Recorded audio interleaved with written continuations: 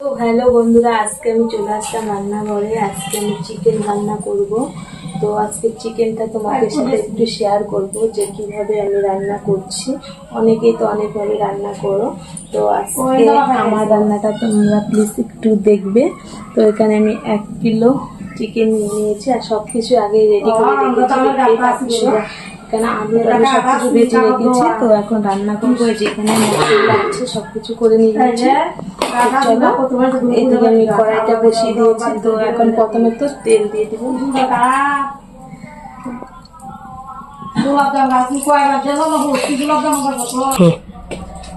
তো আমার তেল গরম হয়ে গেছে, এখন দিয়ে দিব দুটো তেজপাতা।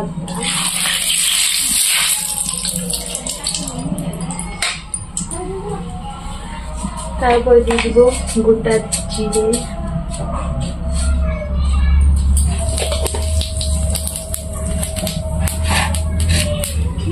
তারপরে দিয়ে দিব পেঁয়াজ কোচানো,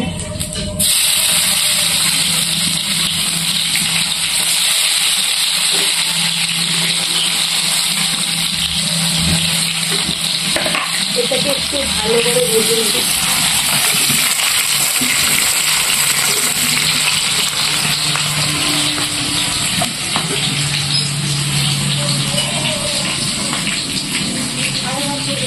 দেখো পেঁয়াজটা কিন্তু আমার ভাজা হয়ে গেছে। এখন আমি মশলাগুলো দিয়ে দিব, সবগুলো একসাথে দিয়ে দিব। বলে নিই, এখানে আছে যে পেঁয়াজ বাটা, লঙ্কা বাটা, আদা বাটা, ধনে বাটা, জিরা বাটা আছে। তো এগুলো দিয়ে দিব। শুধু আদা বাটাটা একটু পরে দিব। এক এক করে দিয়ে নিচ্ছে আদাটা।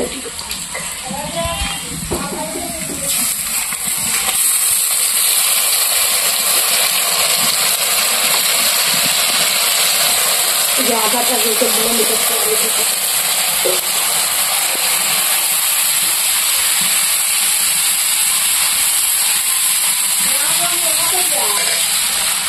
তারপরে দিয়ে দিচ্ছি হলুদ,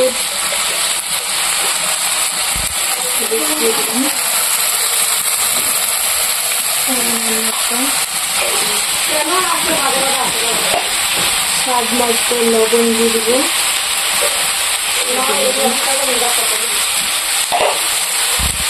এটাকে ভালো করে কষিয়ে নিয়ে তারপরে মাংসগুলো দিয়ে দিব। চলো, লঙ্কা রসুনগুলো দিয়ে দিব। রসুন দিলাম, ভেজে রাখা আলুগুলো দিয়ে দিব মশলার মধ্যে।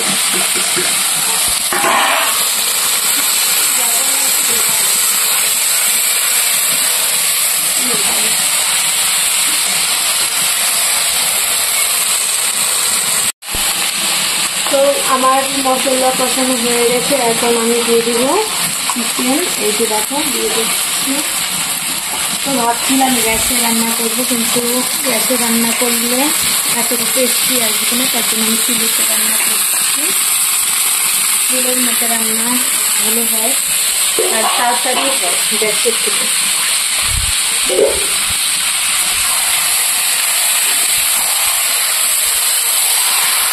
আর আমার রান্নাটা তোমাদের কেমন লাগে অবশ্যই কিন্তু কমেন্ট করে জানার ইচ্ছা আছে।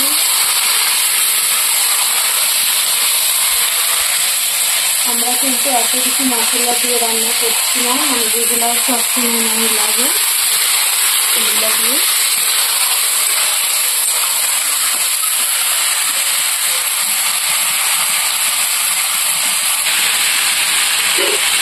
এখন রেখে দিচ্ছি। 5 মিনিট পরে আবার ঢাকনাটা খুলবো। দেখছি তো চুলার মধ্যে রান্না করলে কি সুন্দর আগুন ধরে।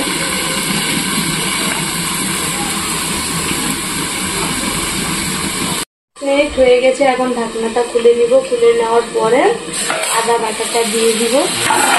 দেখো কালারটা এখনই চেঞ্জ হয়ে গেল।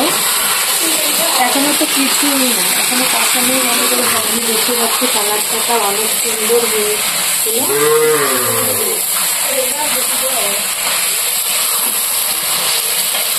এখন দিয়ে দিব যে আদা বাটাটা ছিল, এটা এখন দিব।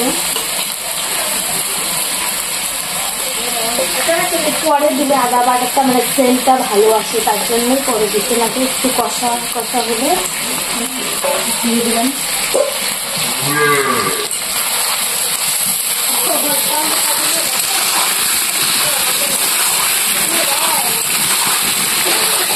এত গরমের মধ্যে আর কি বলবো, রান্না করা যাচ্ছে না।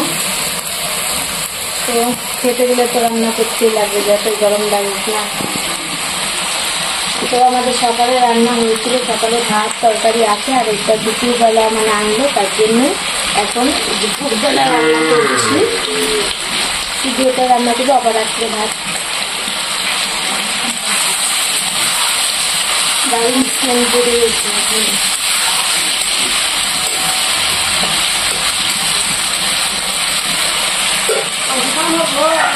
আমাদের মতো এইভাবে রান্না করে দেখবে, এটা টেস্টিটাই অন্যরকম হবে। কারণ এটা হালকা মশলা দিয়ে, বেশি মশলা দিয়ে রান্না করলে এতটা ভালো লাগে।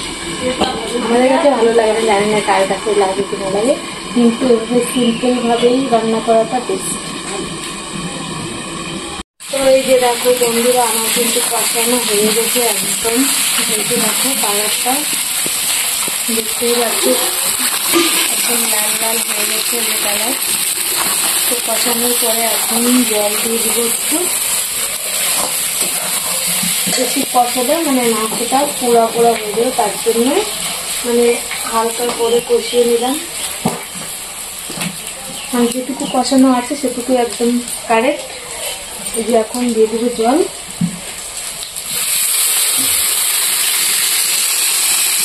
বেশি হালকা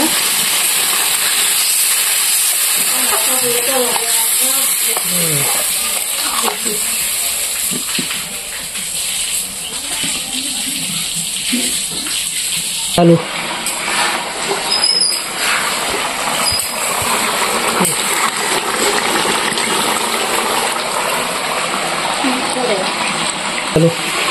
গরম মশলা দিয়ে নামিয়ে নিয়ে আপনি গরম মশলা দিয়ে দিচ্ছি। গরম মশলা দিয়ে একটু নেড়ে চেড়ে